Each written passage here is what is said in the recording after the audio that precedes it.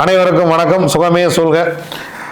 17/8/2024 ஆணி மாதம் முதல் நாள், தமிழ் மாதம் முதல் நாள் என்ன பண்ணோம்? அன்னதானம் செய்யணும். அமாவாசை, பௌர்ணமி, தமிழ் மாதம் முதல் நாள், வரியான், வேதி பாதம், இந்த 5 நாட்களும் ஒரு மனிதன் அன்னதானம் செய்தே தீர வேண்டும். இது 5 நாளுமே அன்னதானம் செய்யறதுக்கு தான் வருதுன்னு நினைச்சிங்க. ஆணி மாதம் அருமையாக சனிக்கிழமை, சனி பெருக்கத்தில் தொடங்கி இருக்கிறது. அதுவும் சனி மகா பிரதோஷத்துடன் தொடங்கி இருக்கிறது. பிரதோஷமே சிறப்பு, அதில் சனி மகா பிரதோஷம் சிறப்பிலும் சிறப்பு.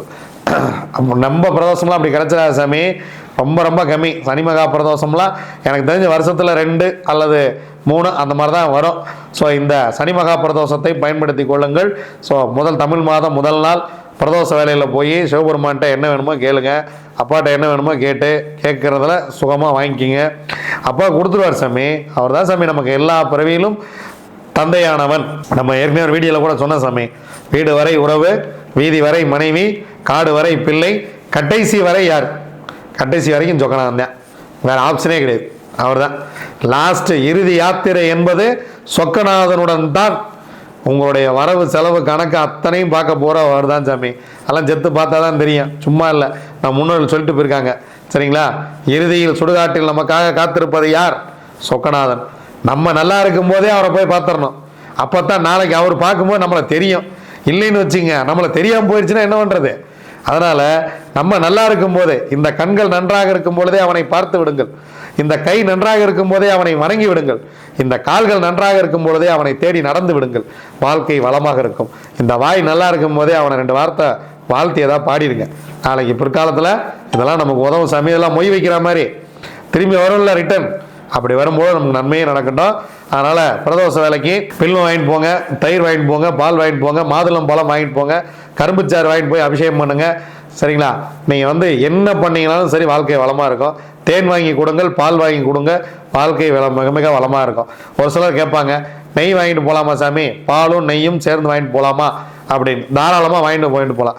ஏன்னா அவர் சொக்கநாதர், அதான் விஷயம். பாலும் நெய்யும் எங்கே சாமி? பால் நெய் ஊற்றுவாங்கல்ல சாமி.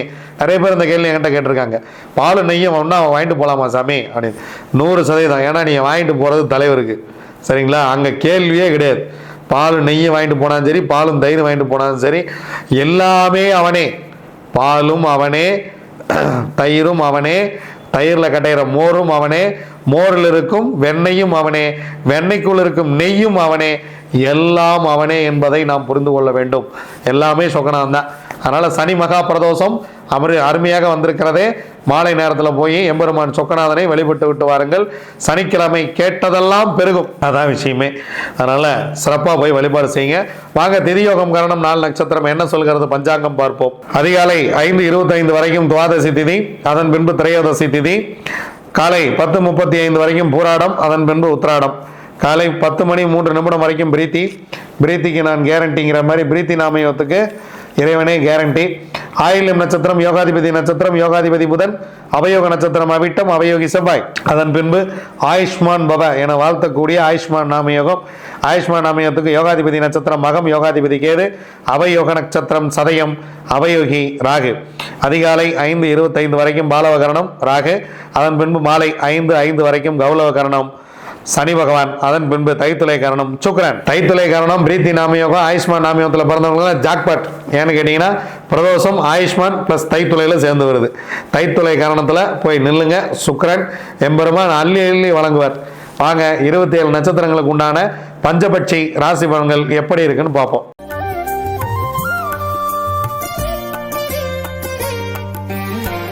அஸ்வினி, பரணி, கார்த்திகை, ரோகிணி, மிருகசிரிசம் உங்களுடைய பட்சி வல்லூர் இன்று படுபட்சி. முக்கியமான வேலை இருந்தால் அடுத்த நாள் பார்த்து கொள்ளலாம். இறை வழிபாட்டை மேற்கொள்ளுங்கள், இறைவனை வழிபடுங்கள். முக்கியமான வேலைகள் முக்கியமாக ஏதேனும் துவங்குவதாக இருந்தால் படுபட்சி நாட்களில் செய்ய வேண்டாம். ஸோ அதுக்கு அடுத்ததாக வரக்கூடிய நாட்களில் பார்த்துக்கலாம். அன்றாட செய்யக்கூடிய வேலையை நீங்கள் செஞ்சுக்கிட்டே இருங்க. உங்கள் கடமைகளை செய்வதற்கு உங்களுக்கு எந்த விதமான தடையும் இல்லை. திருவாதிரை, புனர்பூசம், பூசம், ஆயில்யம், மகம், பூரம் உங்களுடைய பக்ஷி ஆந்தை. முதல் ஜாமம் உங்களுடைய பறவை அரசு வேலையில் இருக்கிறது. 100% வெற்றி. எடுக்கக்கூடிய காரியம் ரொம்ப அருமையாக வெற்றி பெறும். காலையில் ரொம்ப ஒரு அருமையான வேலையில் துவங்கியிருக்கு. அடுத்த 2 ஜாமம் உங்களுக்கு சிறப்பாக இல்லை. அதனால் அடுத்ததாக நீங்கள் என்ன செய்ய வேண்டும் என்பதை இந்த ஜாமத்திலேயே திட்டமிடுங்கள். 2ஆம் ஜாமம் துயில் 25% வெற்றி. 3ஆம் ஜாமம் உங்களுக்கு சிறப்பாக இல்லை. 4ஆம் ஜாமம் ஊன் உங்களுக்கு 75% வெற்றி. 5ஆம் ஜாமம் நடை 50% வெற்றி. 6ஆம் ஜாமம் ஊன் 75% வெற்றி. 7ஆம் ஜாமம் உங்களுடைய பறவை அரசில் இருக்கிறது. எடுக்கக்கூடிய காரியம் 100% வெற்றி பெறும். முக்கியமான வேலைகள் இருந்தால் இந்த நேரத்தில் உட்காந்து பிளான் பண்ணுங்கள். 8ஆம் ஜாமம் உங்கள் பறவை சிறப்பாக இல்லை. 9ஆம் ஜாமம் உங்களுடைய பறவை நடை 50% வெற்றி. 10ஆம் ஜாமம் துயில் 25% வெற்றி.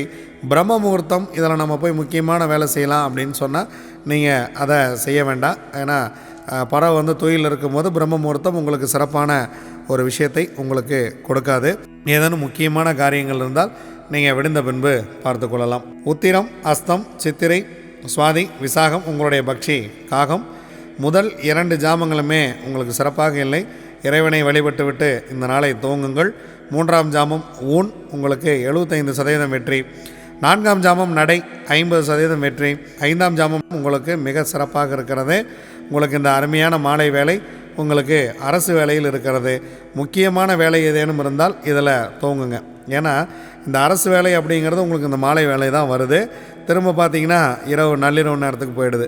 அதனால் முக்கியமான வேலை இருந்துச்சுன்னா இந்த நேரத்தில் பிளான் பண்ணிக்கிறது ரொம்ப பெட்டர். 6ஆம் ஜாமம் துயில் 25% வெற்றி. 7ஆம் ஜாமம் ஊன் 75% வெற்றி. 8ஆம் ஜாமம் அரசு 100% வெற்றி. 9ஆம் ஜாமம் சிறப்பாக இல்லை. 10ஆம் ஜாமம் நடை பிரம்ம முகூர்த்தம் 50% மட்டுமே காரிய வெற்றியை கொடுக்கும்.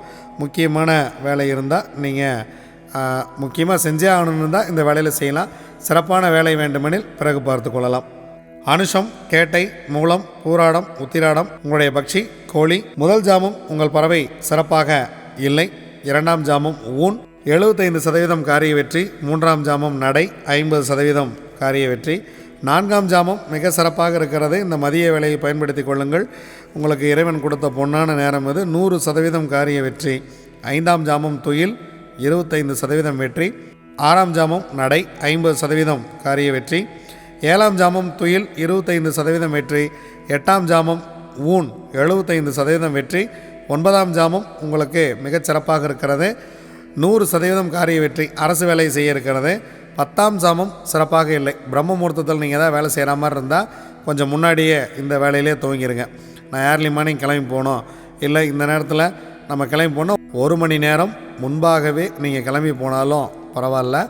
ஆனால் நீங்கள் போகக்கூடிய காரியம் வெற்றி அடையணும், சிறப்பாக செல்லணும் அப்படிங்கிறதான் இதில் விஷயமே. திருவோணம், அவிட்டம், சதயம், பூரட்டாதி, உத்திரட்டாதி, ரேவதி உங்களுடைய பட்சி மயில். முதல் ஜாமம் ஊன் 75% காரிய வெற்றி. 2ஆம் ஜாமம் நடை 50% வெற்றி. 3ஆம் ஜாமம் சிறப்பாக இருக்கிறது. 100% காரிய வெற்றி. அதன் பிறகு வரக்கூடிய 3 ஜாமங்களுமே உங்களுக்கு சிறப்பாக இல்லை. காலையில் உங்களுக்கு 3 ஜாமம் மிக சிறப்பாகவே இருக்கிறது. அதனால் இந்த நேரத்தை பொன்னான வேலையை பயன்படுத்துங்கள். 4ஆம் ஜாமம் துயில், 5ஆம் ஜாமம் 6ஆம் ஜாமம் இரண்டுமே சிறப்பாக இல்லை. முக்கியமான வேலை இருந்தால் பிறகு பார்த்து கொள்ளலாம். 7ஆம் ஜாமம் நடை 50% காரிய வெற்றி. 8ஆம் ஜாமம் துயில் 25% வெற்றி. 9ஆம் ஜாமம் ஊன் 75% வெற்றி. 10ஆம் ஜாமம் பிரம்ம முகூர்த்தம் மிக சிறப்பாக இருக்கிறது. எதை துவங்குவதாக இருந்தாலும் இந்த நேரத்தில் துவங்குவது மிகப்பெரிய ஒரு வெற்றியை உங்களுக்கு கொடுத்துவிடும். இதுவரைக்கும் சனிக்கிழமை பஞ்சபட்சி ராசி பலன்கள் எப்படி இருந்துன்னு பார்த்தோம். வாங்க ஞாயிற்றுக்கிழமை ஆனி மாதம் 2ஆம் தேதி எப்படி இருக்குன்னு பார்க்கலாம். நன்றி, வணக்கம். நான் உங்கள் தம்புரான் ரிஷபானந்தர்.